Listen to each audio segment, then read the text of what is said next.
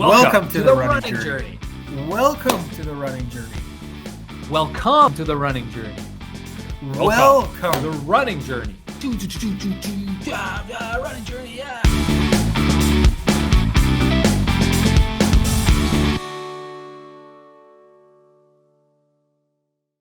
Welcome to The Running Journey, a transformative podcast telling the story of two brothers faced with a very tough time in their lives that decided to do something about it, get healthy, get fit, and start jogging. The Running Journey will take you through half marathons, Ironmans, ultra marathons, and their attempt at qualifying for the Boston Marathon. Don't forget 5Ks. Sorry. We're certainly not going to forget 5Ks, Charlie. This is The Running Journey. Listen to us while you run. That's a great idea. Okay, I think we have our intro. Welcome, guys. Episode of The Running Journey. This is part 2 of our Ironman debrief, recap. Charlie went ahead and talked to us about his half Ironman in Hecla, where he finished on the podium. Is that your first ever podium? That's your first ever podium, right? I had a podium on a 10K once. Okay, no, those count. Those definitely count. So second career podium, third in the province on a half Ironman distance. So we talked about that in the first episode.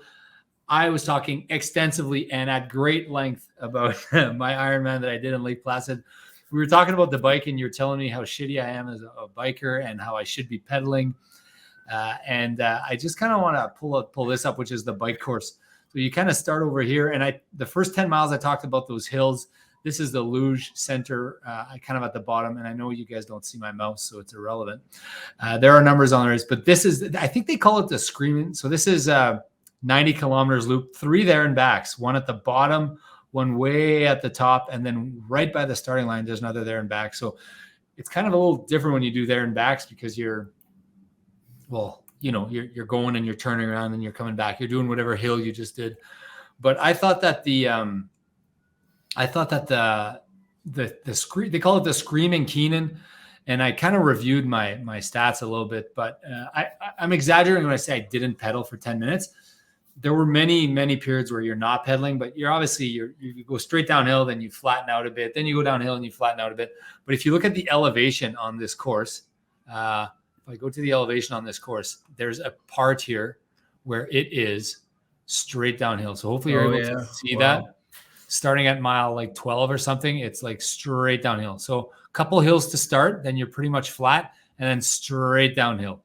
Now this is 1,500 feet.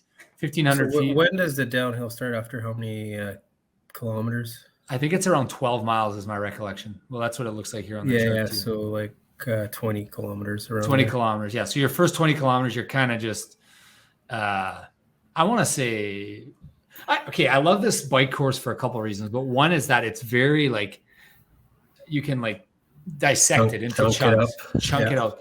Because you start with that huge I felt that huge uphill. It's only 500 feet, but I mean, that's a ton still. Yeah. So you're kind of doing that. And then there's so much activity going on because you're constantly changing gears. You're constantly worrying about hill, downhill. You got that there and back at the luge. Next thing you know, you're at 10 miles. You're like, oh, okay, that was quick. I'm at 10 miles, like so quick.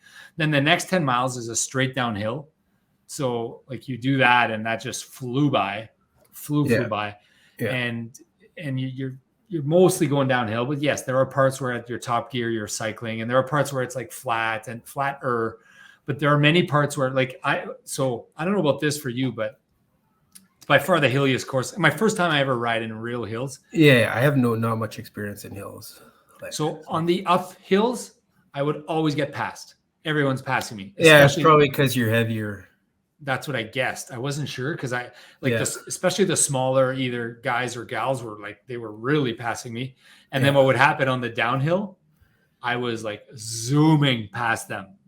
Some of them were pedaling, and I wasn't like, I was just like in my tuck, and I could see them way ahead, and I'd kind of go behind them as far as I could and then slingshot and just kind of blow right by them. It could also be that they're pedaling harder relative on the uphill, but it could be. But on the downhill, they're pedaling. I'm not, and I'm passing them. Yeah. So the weight would have that. I think that sounds like a weight factor. So you wouldn't be like that. I wouldn't say you're probably above average in weight, but you're probably but in the group of people or yeah, you were at the front. You were at the front, problem like based on your swim time, right? So probably you're way heavier. You're probably a lot heavier than the average people that were around you at that point. Yeah, so that makes sense. And it's not like I saw everyone. It's just kind of the group of people that I was climbing, because you end up climbing and going down kind of with the same people all day, right? I saw like the same people all day because we ended up doing the same time, right? So you're kind of with the same people. Yeah, so I was following you online, and it looks to me like, so I don't know if your splits were equal or what, but you fell back a couple of spots in the first half, but then you moved up pretty much all those spots in the second half of your bike. And I did a positive split. Like I didn't even do a negative split. So you did slower in the second half and slightly still were relatively better in the second half. Yeah. So I get, well, the hills are tough, right? The hills are tough. So yeah. But I was saying that if I was to do it again, I would go way harder in that first 10, 12 miles, because you got a break. And then what's fun about, next thing you know, you're at mile 20. And then from like J, you go to Upper J, these towns that are so like picturesque, out of a Hallmark movie. You're on the side of the river. The next thing you know, you're at mile 30. You pass through like 3 towns. And next thing you know, you're at mile 30, relatively flat. And then you do a there and back, a 5 mile there and back. Now you're at 40. That was quick. Like you just kind of went there and back. And you're like, oh, this is pretty easy. Like my time is great. I'm killing it right now. I'm going to be way under 6 hours. The last 5 miles straight uphill. Yeah. Like I'd say mile 42 to like 53 is like straight up. It's 11 miles. Okay. Yeah, 11 miles straight and then up. There's a bit of a there and back, and then you come back. So the last kind of 2-3 miles are around town. But yeah, like I look at the map, and it's basically the same hill we went down, except now you're going up, and it's not quite as pronounced. It's spread out, because my dad was saying, why didn't they reverse the course? Why didn't they make it easier on you guys? And I was like, I wonder if that hill is steeper on the way down or on the way up. And I think it's way steeper on the way down. Because it is. Yeah, I don't know what would be easier. So to have one really hard section, that would be, I think, impossible. Like I know how slow I was going on that climb, that 11-mile climb. What was your speed on the uphill? I don't have it with me, but I was averaging below 15 kilometers an hour on some. Yeah, it's crazy. Yeah. And you talked about how you're always thinking if you left something in the tank. I was going, my cadence was up, and I was going kind of what I thought was as hard as I kind of could. I wasn't like standing up and like pushing, and nobody was in our kind of. Well, it's too long to do 12 miles. You can't do that for 12 miles. No, but I mean, you could, because it's kind of like you'll do some sections maybe. Yeah, where it gets, you could do some sections, but. And I know if people are watching this and they're like, oh, quit being a baby, those hills aren't that bad. Maybe, but it was my first hill. Yeah, we're from Manitoba. There's like 0 hills here. 0 hills. So I'd never, ever done something like that. Oh, by the way, on my second loop, I decided I would count the number of hills. And I said, how am I going to define a hill? I said, I'm going to define a hill being in my lowest gear for more than 30 seconds. And you see, I haven't even, so you got 2 gears on your bike. Yeah. I haven't gone on my low gear since like 3 months. Like, so I guess like on the lower cog, you mean? Not even. I haven't been on my lower cog ever. Like I don't remember the last. You don't need to in Manitoba. You need like 3 gears. Yeah. Like you go to Birds Hill, what do you use? Maybe 4 or 5 gears on the same cog. Maybe 6. Well, there's 7? one hill. There's one hill where I will go all the way to almost to the, depending on the wind, but usually I will go all the way to my bottom gear on my top cog. On your top cog, yeah. So this was 27 times in the second loop that I was at least 30 seconds at my lowest gear that I wish I would have had another gear. Wow. I would have gone lower 27 times. And the way that I would count 2 hills instead of 1, I needed to have at least a minute break in between, because a lot of times you're going up and you're still going up. So if I changed gear for at least a minute, I would reset. Like I'd count that as a separate hill, 27 times. Now there were 2 in the first 10 miles, and then maybe like I got to 7 or 8 by mile 40, and the last 20 were all in the last 11 miles. So it'd be like a hill, then another hill, then another hill. Yeah. So it was fun, but I know I'm not used to it and I couldn't be better, but 6:30 I did. So 3:13, I think, on my first half is what I recall, and like 3:17 on my second half. You see, I kind of thought that you would do, I had no clue about hills, right? So I was kind of hoping you would do around 6, but 6, like, I mean, who knows about hills, right? So that's what? That's like 45 minutes slower than you did in Texas. Yeah. But they say it's like an hour harder, right? So they say it's an hour harder in total. So when I looked at the time, I think I told you this, I took the 20th percentile. So I took like 11 to 20, and I took the average times for bike and run, and I compared it to Texas, and it was just under 40 on the bike and about just over 30 on the run. So it was 70 minutes. Really, 30 minutes harder on the run too? Yeah, but I think the run is probably because you're more tired from the bike. Yeah, so I didn't go hard enough, obviously, because I had ammo in the tank. I had gas in the tank. I was still able to go. So I got off the bike. I did. This is my story of the bike. So I was like, I'll take the pedals off. I'll get ready, and I guess I hadn't stopped. I hadn't moved. I'd been on a bike for 6.5 hours. I guess you get that little dizziness. Oh yeah. So maybe before nutrition, quick rundown of nutrition and hydration on the bike. How did that go? As the best I've ever done, because I'm starting to plan it now, kind of like you. I used to just wing it. Now I plan it. So I did an entire bag of scratch, which is 20 scoops. Yeah. 20 scoops of scratch, 2,000 calories, and 400 and something grams of carbs. So I did it in 2 bottles, put them on the back. Yeah. I had one spot for water in the middle and one spot for water. So I was doing, and I had a couple Cliff Bars and a couple gels if I needed them on my bike in my little pouch there. I was hungry. Like early in the bike. Okay. And I was like, that's not good. Like I could feel the hunger. See, I'd never had that. Yeah. I rarely, I mean, I do that sometimes in my training runs when I've got like an hour and a half run and I haven't, and I don't just power through. Yeah. But not really. I haven't felt that I think I felt that at the end of the Ironman, my last Ironman. But that's the only time I remember. It's not a good thing, right? Yeah. Clearly it's not a good thing. You got to be eating. So I think I know why. It's because the night before, I usually like eat a ton, but I had 2 meals and I was kind of in between ordering a third meal. Yeah. And so I didn't. And I said, I'll just eat at home. I'll eat fruit but you eat in the room, but you don't eat enough. And then I had 4 oatmeals. Normally I have a little bit more than that. I was a little light on the food. So then when the bike started, I was like, I'm hungry. So I ate a Cliff Bar.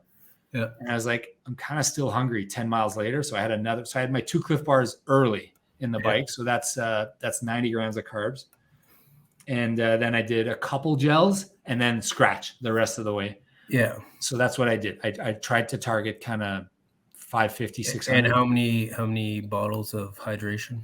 I did 7 and a bit. So a little bit more than 1 an hour.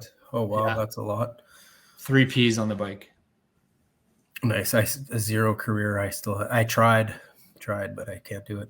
So I can do it just as I'm coming out off the bike and doing it in the bike transition, but not on the bike.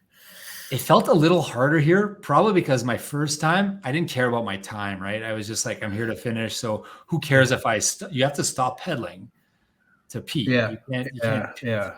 But how long do you have to wait? Like, well, I think that's maybe the problem is I didn't stop long enough to do it. You need like a 10-second buildup. Like you kind of need when you get older, you need longer, right?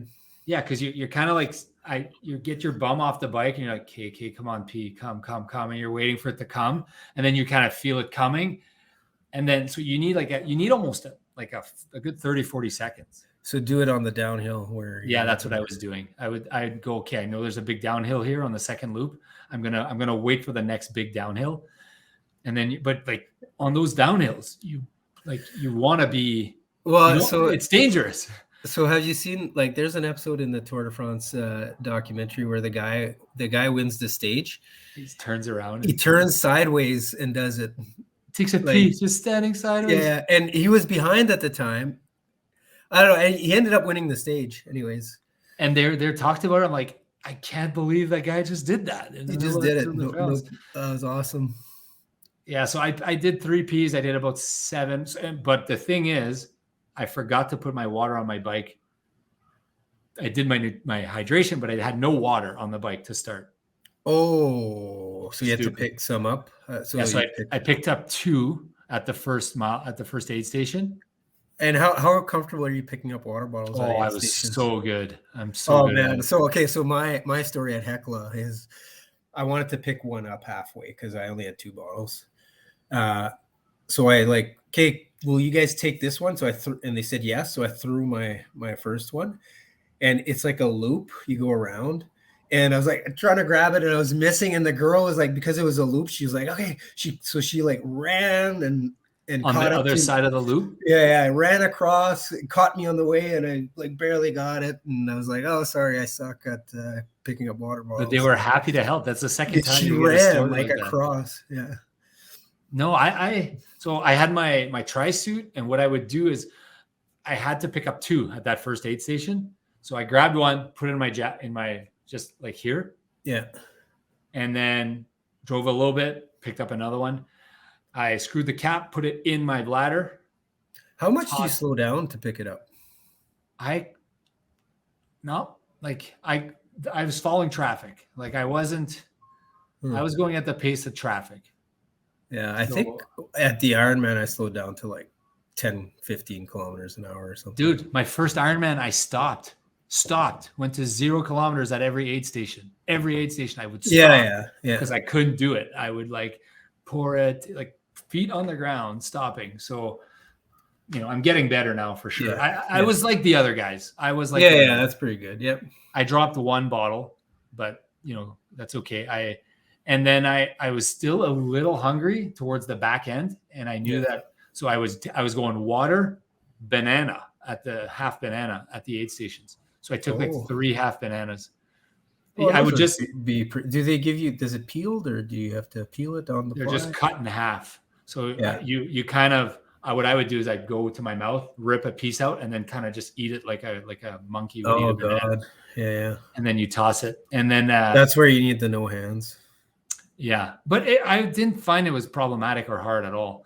And like I feel like I was just getting better and more comfortable on the bike, and I felt good about the bike, and I felt good about how it went. And I was just, the problem is like you do that first loop and you're like, okay, well, I have that last 11 miles to look forward to, and you can't get it out of your head. Right. So you finish your first loop in 3 hours. So you can serve that whole second loop. Well, and mentally, because you got that 11 miles at the end. And mentally it's not healthy, right? Because you can't stop thinking about that climb. What in hindsight, I think it would have been more fun if the climb was at the beginning. Yeah. But anyways, whatever. So that's the beauty of riding mountain. The one I'm going to do, it's only 40K, but the first 20K is mostly uphill, and then on the way back it's mostly downhill. So last year I wasn't as fast as I am now, but I think I did 39 and 35. 39 on the way out and 35 on the way back. So it was like, so it's going to be the way back is going to be so much fun. Yeah, you're going to like break an hour. Like I swear. No, I won't break an hour. But you're going to do good.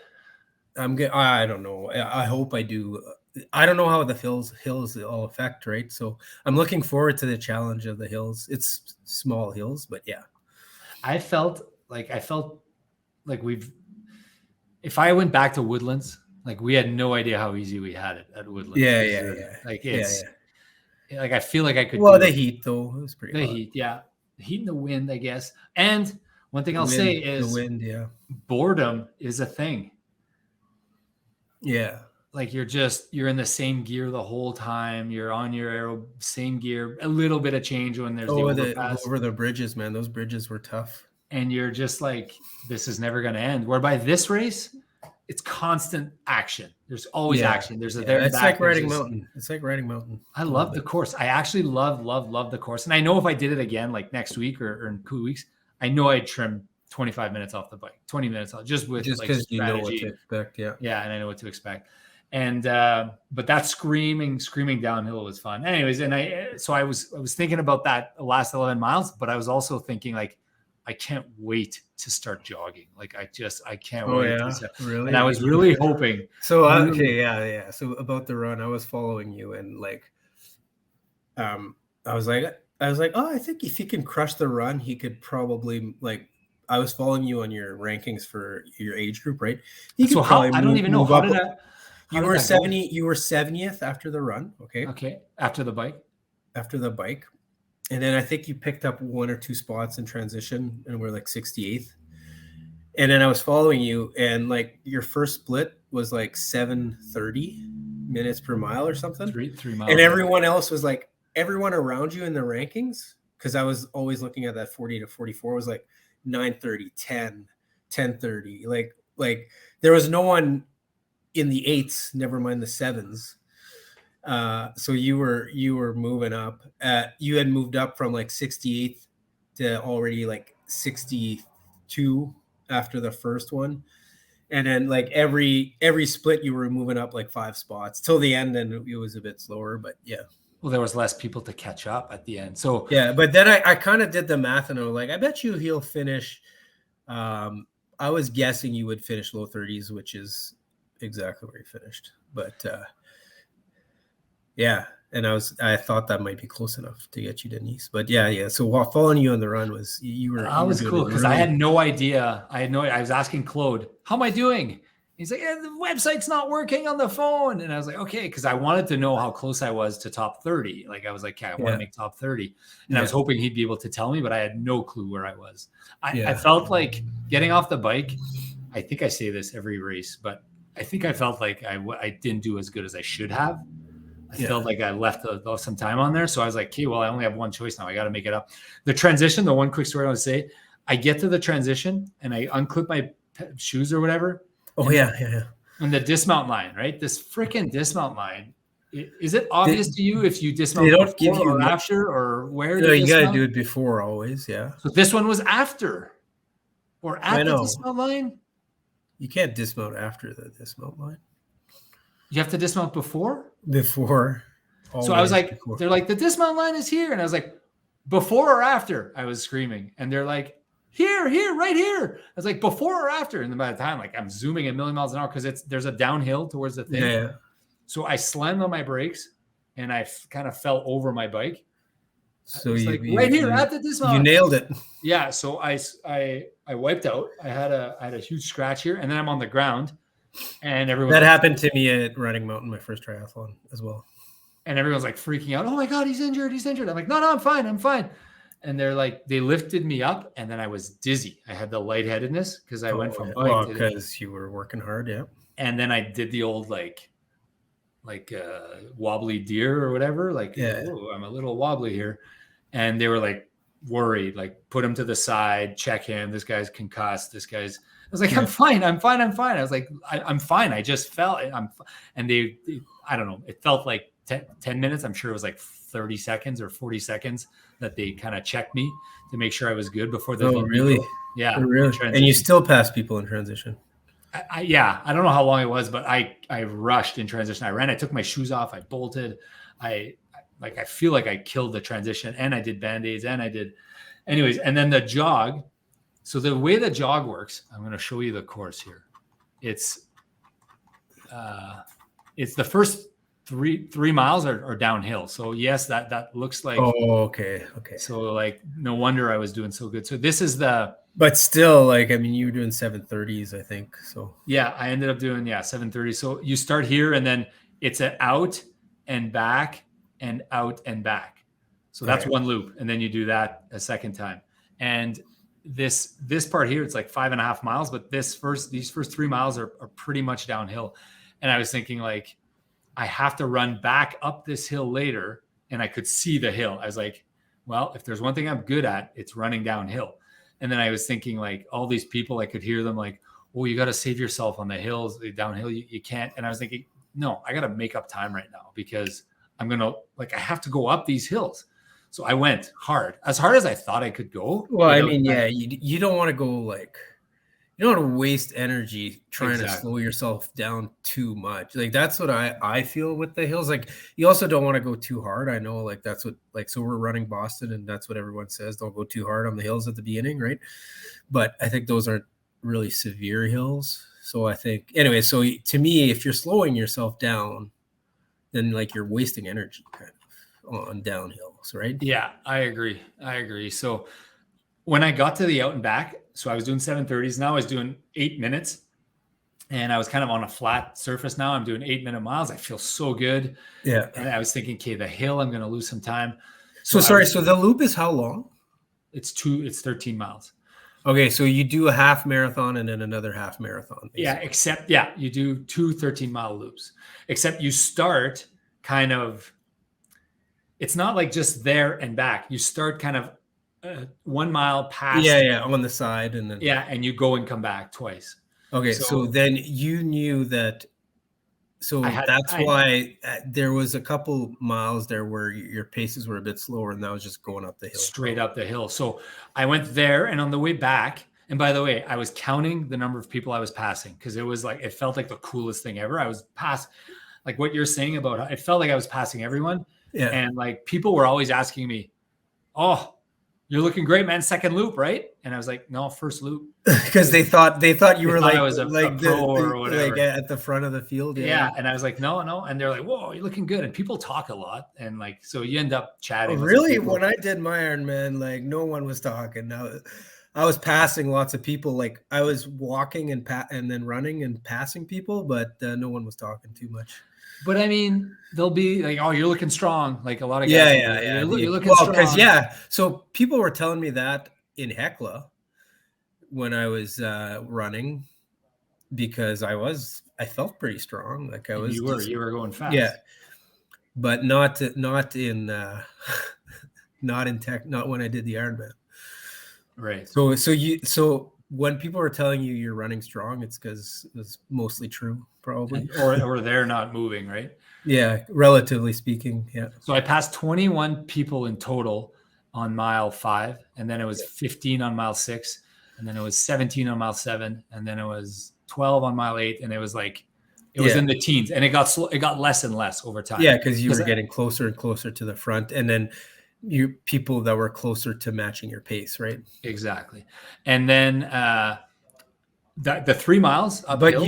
But in your age group, you had the 13th fastest run. So yeah, it's pretty good. I believe I felt good. I should have went harder on the bike, but anyways, did the 3 miles uphill, and this is the hills where no one was running. Like were you passing everyone on there? Yeah, no one was running, and I was like, I'm gonna run. I'm gonna keep running. It was pretty big hills. Maybe that was a mistake. I don't know, because by the time I got to the top, the 3 miles, I think I did 9-minute miles or something, 9:15s, maybe 9:20s. Yeah, I was gassed. You were a little gassed, but I knew I had. But then you had a downhill to just cruise down, right? Yeah, so I did that. I came back on. I did an hour 44 for my first half, and I was like, okay, I'm going to do a 3:30.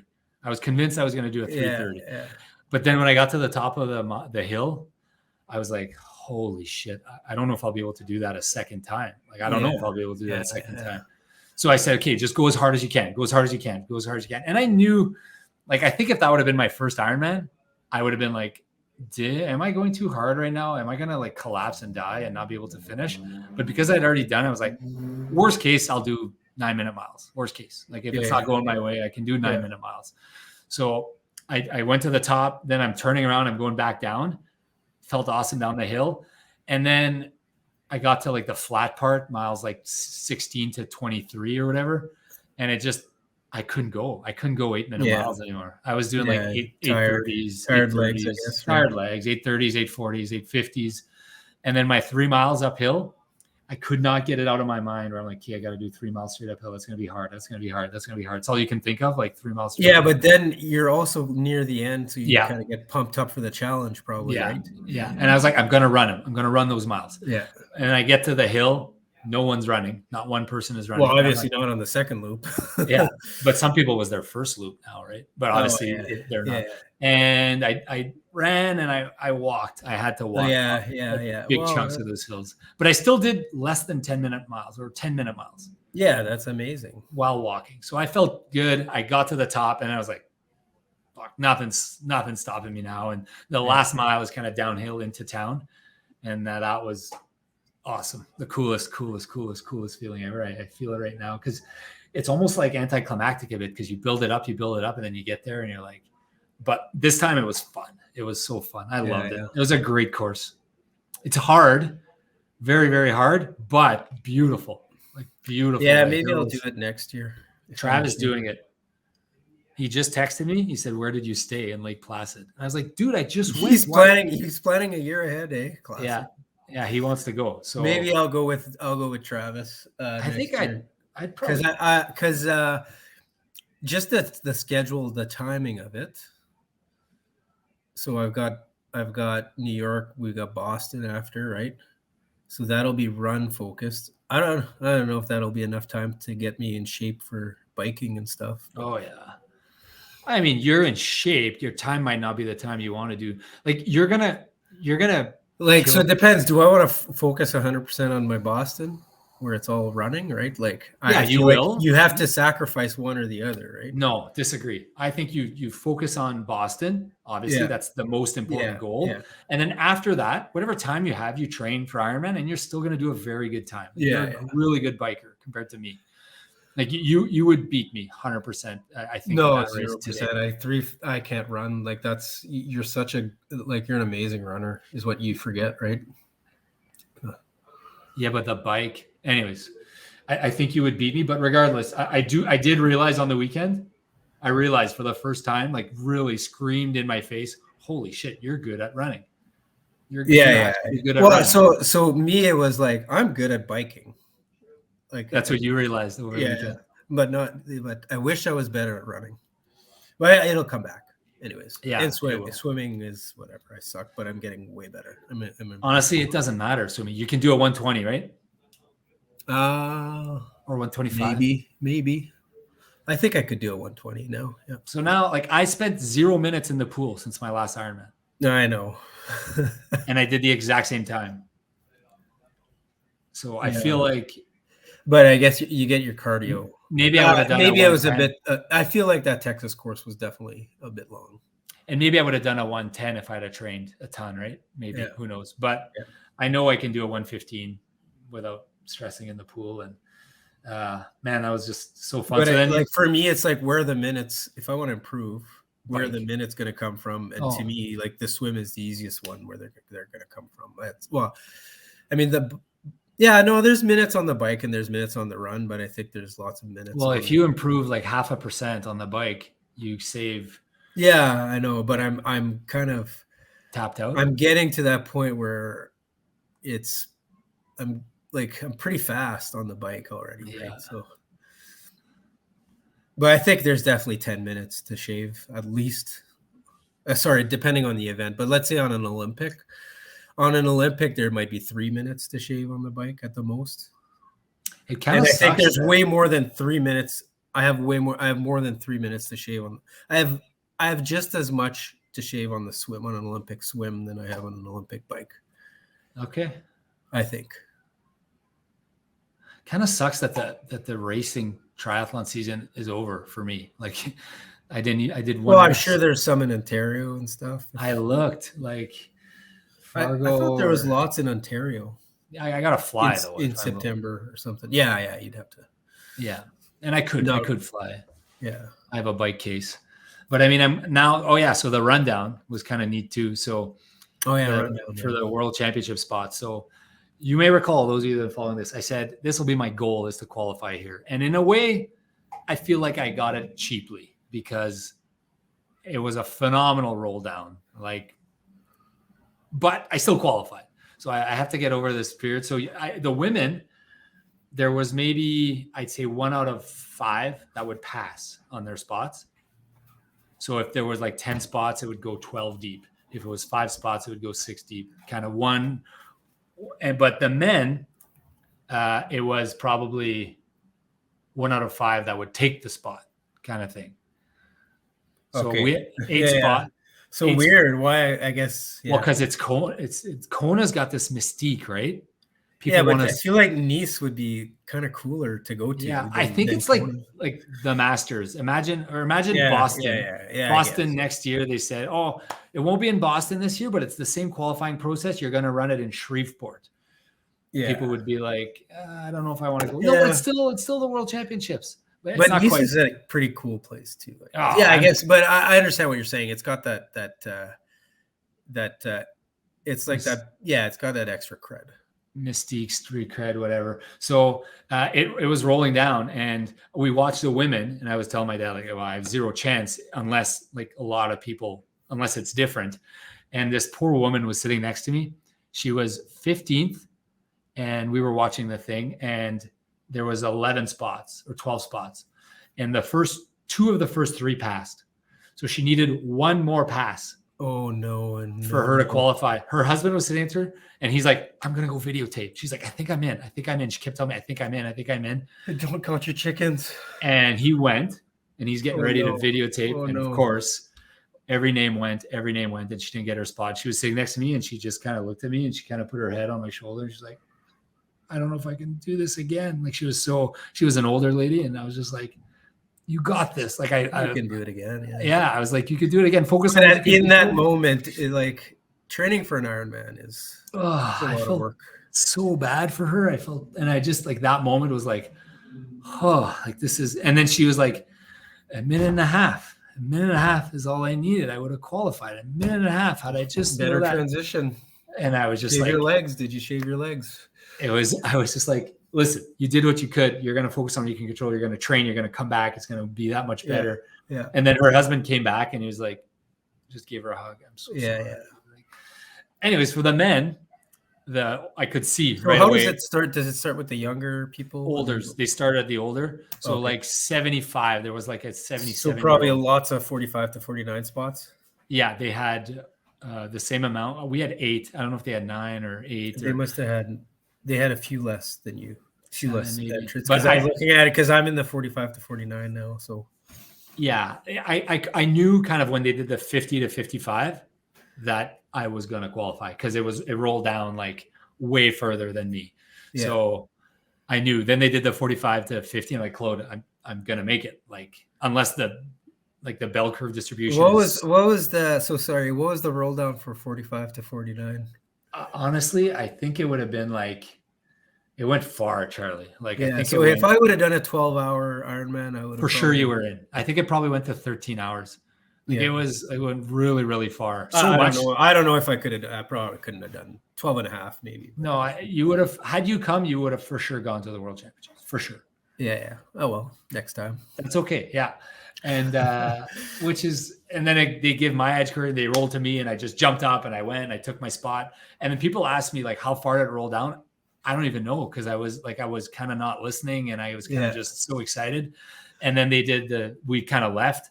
So we took my spot and I left. So it was, was Claude pretty happy? Yeah. Claude was pumped. Claude was really pumped. Oh, I'm so proud of you. Yeah. It was pretty neat. He was pumped. So yeah, I had one goal. I decided I'd go there just to qualify for Worlds. I did it. Mission accomplished. I know I could have done better on the time, but I'm over feeling bad and feeling shitty about myself for leaving some out there. So yeah, now I got 6 weeks.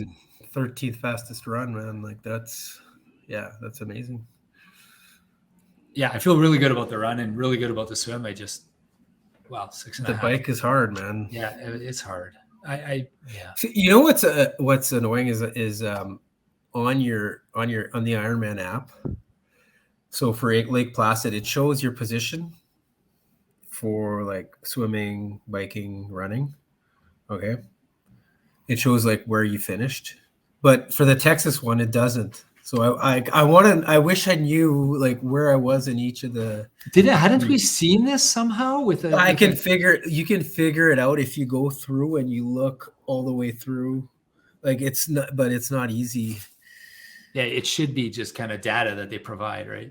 Yeah, like there's a lot of people tracking on that day, I'm sure, right? Yeah. They should make it better. Yeah. Well, the Lake Placid one was good. It was awesome. Yeah. Yeah.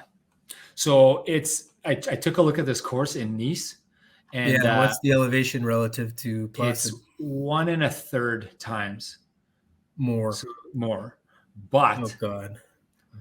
the good news is if you divide the course into 3 pieces of roughly 35 miles, Yeah. it's almost exactly 35 miles uphill to start, exactly 35 miles flat, and exactly 35 miles downhill. Oh, so that's not bad because at least you work hard at Yeah. the beginning and then Yeah. but how steep is it so it's 35, so it's spread out over 35 miles, so maybe it's not like crazy steep too.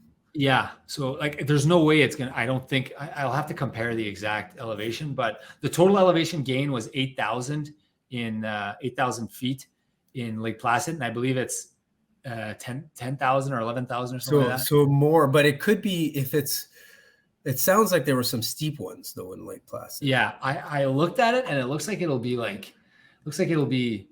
I have it here somewhere, but it looks like it'll be like spread out over 35 miles and then relatively flat. And on the back end, it's downhill, one like 1,000-foot hill, kind of at mile 80, 90, let's say. And then the last stretch is downhill. So I'm excited about that. Like, I think now that I've done this hill, I think I know what to expect. And I think I'll be more ready for it. The run course is the flattest run course in Ironman, in the entire Ironman. You know why? It's on the boardwalk at sea level. Oh, cool. The whole thing is on the boardwalk. It's 4 loops, I think. They're back. What's the surf? Is it wood? Yeah, I think it's the boardwalk, whatever, the road maybe. It says the boardwalk on the thing. Man, I wouldn't want to run on boards for 26 miles. Wow, there's the boardwalk. Yeah. Maybe it's got an actual like cement road or something. Well, yeah, but it's like by the ocean. Like you're on the river. You're on the ocean, on Yeah. the Mediterranean Ocean. And it's like flat as you could possibly get it, right? Yeah. It's probably not as flat as our Manitoba. By the way, I checked my runs. My dad was like, how flat were your half marathons in Manitoba? I had one half marathon that I gained 2 meters. The of elevation. WPS is so flat, right? Yeah, but even the ones in Winnipeg, it's still like you gain 20, 30 meters of elevation. Well, yeah, because of the overpasses and the underpasses. You just gain 5 feet here, 5 feet there, right? It doesn't take much. That one I did in I don't know, just between no, here. Oh, you mean on your across Manitoba? Yeah. It was there was one that was 2 meters of elevation, and the one in St. Anne, I think you did, or the one after was you uphill. did. That one was uphill all the way. Okay, so maybe after, but not by much. It was like 20 4 meters. 4 meters of elevation was the second least. But like on Run with Rob, there were some that were 50, 60 meters. Yeah. So this one, I think the total is like, well, I think they say it's like 200 feet or something. So yeah, it'll be for a marathon. So that's very, very flat. Yeah, but it's still not even close to as flat as everything that we did here in Manitoba. But Texas, they said it was hilly, but it was like super flat. I didn't notice any. I didn't notice any hills in Texas at all. Yeah, no, this was real hills this was real hills. Yeah, but well, so Hecla too, there was ups and downs. Up in the bush there on the trail. Yeah, up in the bush and then back down. Yeah, I'm ready for hills though now. I feel good. I was telling because you got strong legs, right? Like, so that's where, and you got powerful, you got the speed, right? So that helps going up those hills. Yeah, hopefully I'm ready. Someone asked me the other day, so how many people kind of qualified in your age group across all the races? I think there's 25 races where people qualified, various, and I think there's probably something like what is it, 8 on 64? What is it, like something like 120 spots in my age category or something like that, 150 spots. I probably have the 147th worst qualifying time out of everyone. Well, yeah, but it's because of the course though, right? Yeah. Hey, I'm okay with it. Okay. And then, I gotta go in like 2 minutes. You gotta go. Okay, right on. Well, that's a good recap. When you're training now, you're just getting ready for the next race and then marathon. I'm training for this, and we should fix a time to record next week. Anyways, if you're doing Lake Placid next year, I will at least go. If I don't do it, I'll at least go with you because it was so fun. Such a beautiful town. It's big like St. Anne. Oh yeah. Okay. Or Steinbach. Cool. Yeah. All right. Thanks for tuning in, guys. Rob Tetrault, my brother Charlie, The Running Journey. Subscribe, like. We will see you in the next video. What a fun time. I love telling stories about Ironman. So